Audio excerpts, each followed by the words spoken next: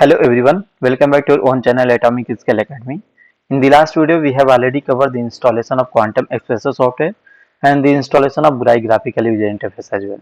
So in this tutorial, we are going to cover some geometrical manipulation like vacancy, doping and pseudopotential by using the BURAI graphical user interface. So without any further delay, let me open the graphical user interface. So here you can see I have already created a shortcut for this BURAI application. So I would like to double click. So you can see this is the graphical user interface of this Quantum ESPRESSO that is called BURAI. So I would like to start with my project and here I would like to select the example. So in the example you can see we have the different files, this CIF file, and in this CIF file you can see I have created different structure. So for this tutorial I would like to select this iron structure. So you can see this is the atomic structure of this iron. Now for the geometrical manipulation you need to be under geometry, and in the geometry you can see we have the different options. So we have the cell, we have the element and we have the atoms. So first I would like to go with the cell, and here you can see we can manipulate the lattice constant, like we can manipulate their Bravais lattice, we can manipulate their lattice parameter like their ABC value and their alpha beta gamma value. So here you can see, let me show the input file for this existing one. So you can see this is the input file for this CFE structure. Now here you can see whatever the manipulation we are going to do, it will directly reflect in your input file. So here you can see, suppose we are going with the base center cubic structure. Now you can see we can replace, now you can see the eyebrow has been replaced with the 3. So similarly we can also replace the lattice parameter as well, and for this if I select the triclinic structure, here you can see we can define their ABC value, their alpha beta gamma value as well. So suppose I would like to say take the same value, so I would like to copy and paste,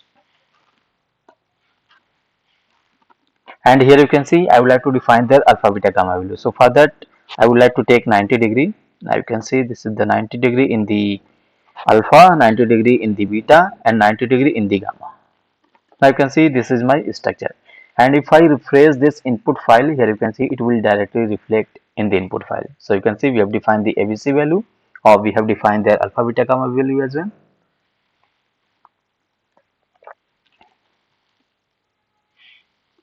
So this way we can manipulate the lattice parameter, and if you go with the free option as well, like you can see this is the free.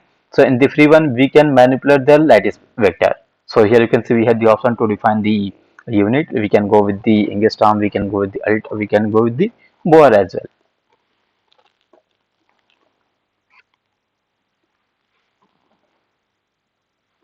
So once you're done with this cell, you can go with the element, and in the element option you can see we have the iron element and their mass value.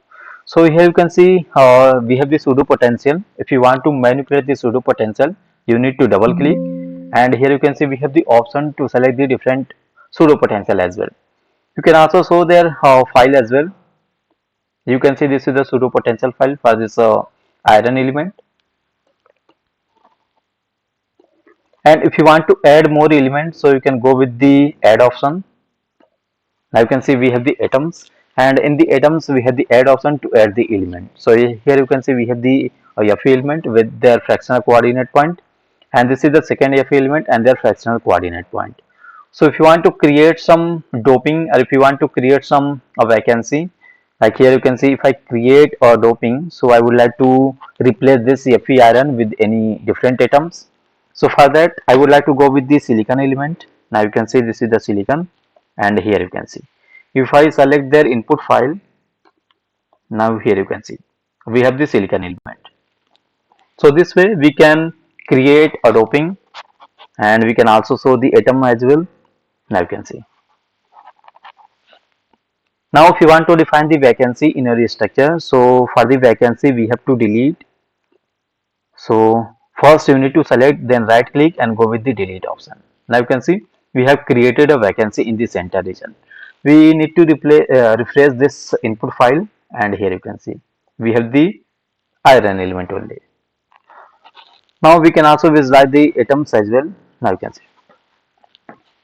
So this way we can create a vacancy, and we can also create a doping.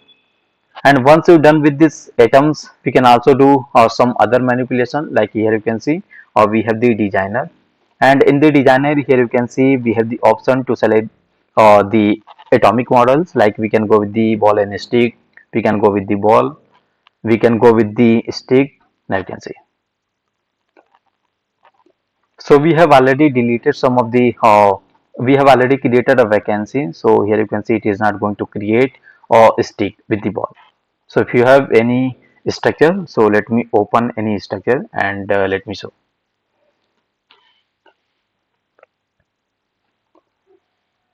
I have to select this CFE element, and here you can see if I select the designer, and here you can see this is the ball and stick, and here you can see this is the ball and this is the stick only.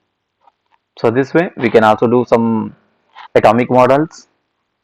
And now we can also define the color as well. Our background color we can select. We can also go with the legend. Here you can say we have the F element. If you want to disable, you can see this legend has been disabled. We can also enable it. We can also show the axis as well, like x axis, y axis, and we can also disable that. So this way we can also do some other manipulation as well. And here you can see we have the option to select the element. Here you can see this is the F element.